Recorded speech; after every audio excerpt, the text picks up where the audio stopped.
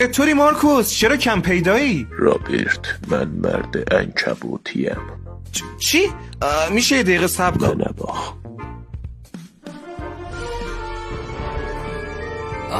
آفرین مارکوس، خیلی باحاله، ولی واقعا بیون اعصابم یخته. خب تو وقتی میتونی خودت باشی چرا میخوای مرد عنکبوتی باشی؟ رابرت، 10 نفر رو حریفم. چی؟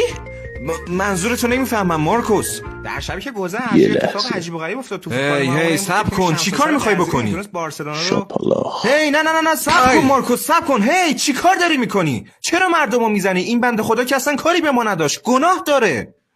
رو مخمه. هی صبر کن مارکوس، صبر کن. ورما بلسن مارکوس، گناه داره. نمیفهم شما دنبال چی هستی؟ بدن بیسکویت نیلی تو خب آقای بده. مارکوس یه لحظه منو نزن شما، من برم از انباری براتون بیارم. ای خدا.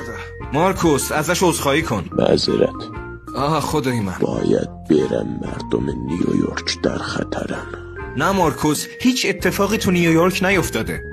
میشه تمومش کنی؟ خواهش میکنم. سختانش سن رابرت. هی صبر کن. نه چی گرفتی؟